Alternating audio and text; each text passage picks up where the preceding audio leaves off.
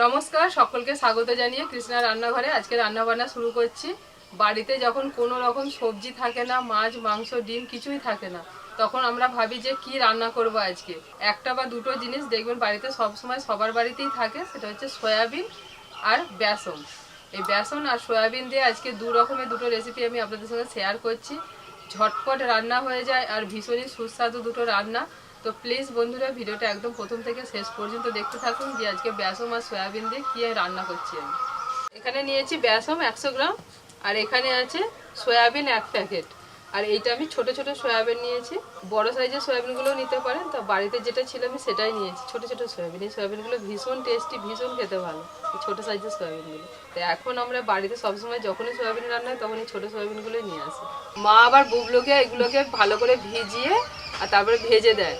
আর একটু ভিজিয়ে দিলেই না এগুলো এত সুন্দর ভিজে দেয়, আলাদা করে আর গরম জলে ভেজাতে লাগে। ঠান্ডা জলে ভিজিয়ে দিলে এগুলো খুব সুন্দরভাবে ভিজে যায়, নরম হয়ে যায়।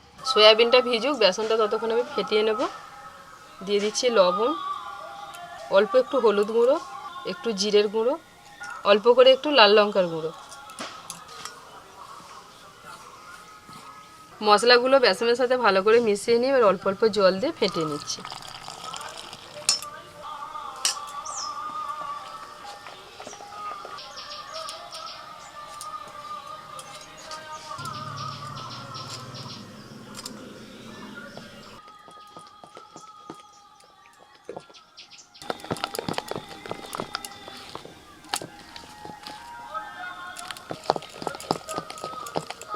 বেসন ভালো করে ফেটিয়ে নিয়েছি, এবার আমি ঢাকা দিয়ে রেখে দিচ্ছি। সয়াবিনটা ভিজিয়ে রেখেছিলাম, দেখুন বেশ ভালোই ফুলে গেছে সয়াবিনগুলো, আর নরমও হয়ে গেছে। দেখুন একটা টিপে দেখাচ্ছে, দেখুন নরম হয়ে গেছে। চেপে চেপে জলটা একটু বের করে নিচ্ছি।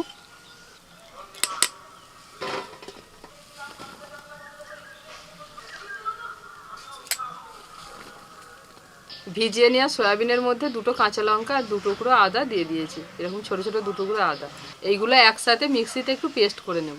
আর এখানে একটা মশলা তৈরির জন্য এখানে নিয়েছি আমি টমেটো, মগজদানা, কাজু বাদাম, কাঁচা লঙ্কা আর আদা। এগুলোকে সব একসাথে একটা পেস্ট বানিয়ে নেব। মা, আমি এগুলো তাহলে মিক্সিতে একটু পেস্ট করে আনছি। হ্যাঁ, তুমি যাও। সাদা সর্ষে, পোস্ত আর কাঁচা লঙ্কা এগুলো বেটে নেব।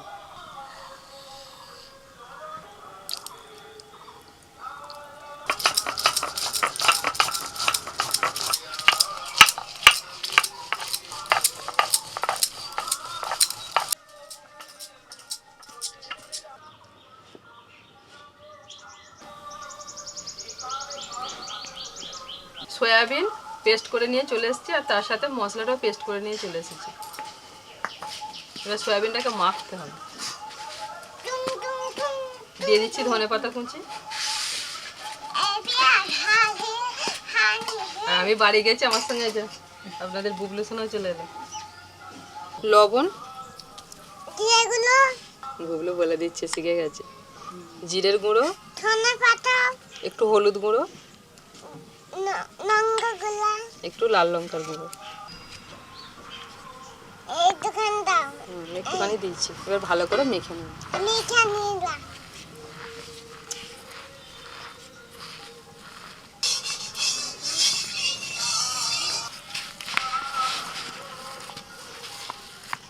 ভালো করে মেখে নিয়েছি, এবার ছোট ছোট বলের আকারে গড়ে নেব। তার আগে আমি হাতে একটু তেল মেখে নিয়েছি। এইভাবে অল্প অল্প নিয়ে একটু গোল পাকিয়ে নিচ্ছি। এখানে তেলও গরম হয়ে গেছে, বেসন বড়াগুলো ভেজে নিই।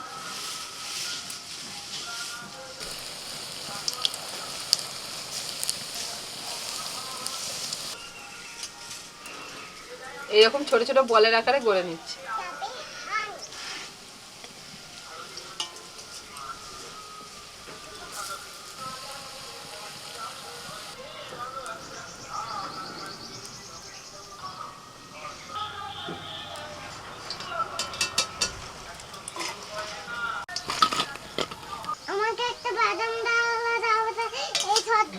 আটা তুলে নি, তারপর দিচ্ছি।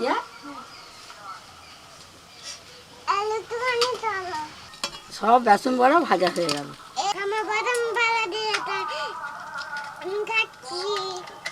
কড়াইতে সাদা তেল দিয়ে দিয়েছিলাম, তেল গরম হয়ে গেছে। এবার একে একে বলগুলো ভেজে নেব।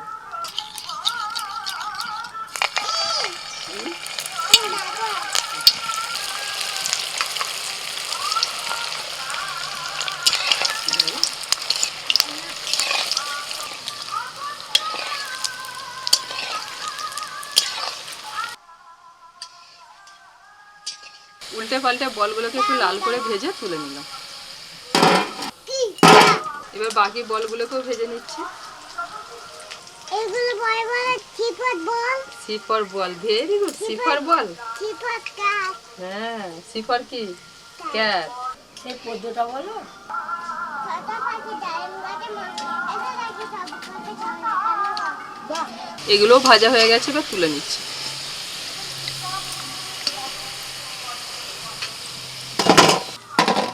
তেলের মধ্যে ফোড়নে দিচ্ছি তেজপাতা, এলাচ, দারচিনি, লবঙ্গ, একটা শুকনো লঙ্কা।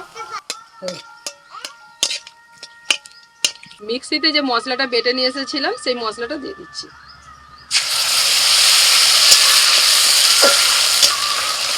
একটু কাশ্মীরি লঙ্কার গুঁড়ো, জিরের গুঁড়ো, ধনে গুঁড়ো, হলুদ গুঁড়ো, লবণ। মশলা ভালো করে কষিয়ে নিয়ে দিয়ে দিচ্ছি টক দই, 2 চামচ টক দই। টক দইটা ভালো করে মশলার সাথে মিশিয়ে নেব। আর এই কাজটা একটু তাড়াতাড়ি করতে হবে, নাহলে টক দইটা কিন্তু ফেটে যেতে পারে।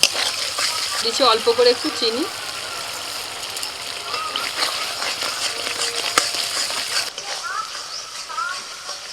মশলা ভালো করে কষিয়ে নিয়েছি, তেল ছেড়ে গেছে, এবার দিয়ে দিচ্ছি জল।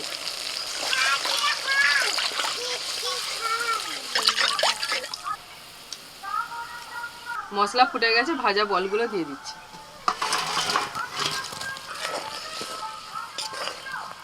মিনিট 5 জন্য ঢাকা দিচ্ছি।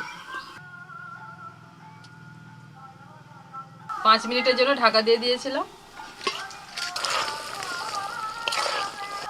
এইরকমই একটুখানি গ্রেভি রেখে আমি নামিয়ে নেব।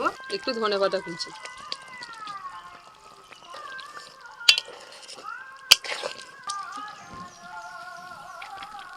সয়াবিনের কোপ্তা কারি আমাদের একদম রেডি। স্টিলের একটা টিফিন বাটি নিয়েছি, ওর মধ্যে আমি দিয়ে দিচ্ছি সরষে পোস্ত বাটা, ফেটানো টক দই, হলুদ গুঁড়ো, লবণ, জিরের গুঁড়ো, অল্প করে দিচ্ছি একটু কাশ্মীরি লঙ্কার গুঁড়ো, সরষের তেল। ভালো করে মিশিয়ে নেব।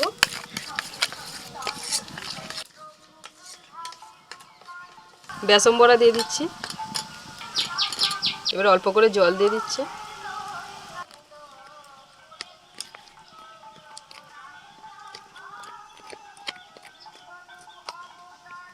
উপর থেকে একটু টমেটো কুচি আর একটু ধনেপাতা কুচি আর সামান্য লঙ্কা কুচি।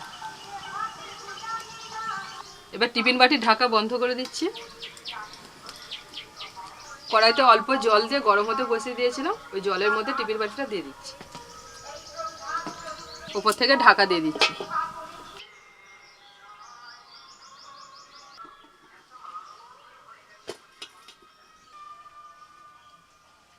রান্না করতে করতে বুবলা করে তো বায়না করলো, মায়ের কাঁদছিল, তো মা বাড়ি গেল। ঘুম এসে গেছিল, হ্যাঁ ওই জন্য অত বায়না করছিল। হ্যাঁ, সোয়াবিনের কোপ্তাটা দিয়ে আগে খাই, তারপর ওই বেসন বড়া ভাপাটা দেবো। ঠিক আছে, খাই।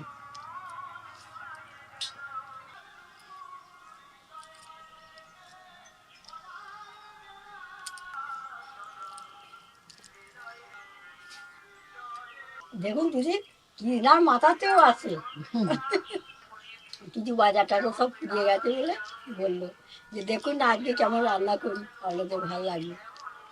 দিয়ে ঘরে সোয়াবিন ছিল, ঠিক রান্না করে ফেললো। কত সুন্দর হয়েছে। প্রত্যেক দিনই তো আনাজ দিয়ে রান্না হয়। আমি ভাবলাম যে সোয়াবিন দিয়ে অত ঝোল টোল করবে, তারপর দেখছি ও বাবা এমন রান্না করলো, না খেলে কেউ বুঝতেও পারবে না। মাঝে সাঝে তোমরাও এরকম রান্না করে খাবে, বেশ মুখটাও পাল্টাবে আর ভালোও লাগবে। বেসন ভাপা দিদি, বেসন ভাপাটা কেমন হয়েছে গো? ভালোই হয়েছে তা। বেসন বড়া ভাপা কোনোদিন হয়নি, এই আজকে প্রথম হলো। মানে এত সুন্দর খেতে হয়েছে কি বলবো।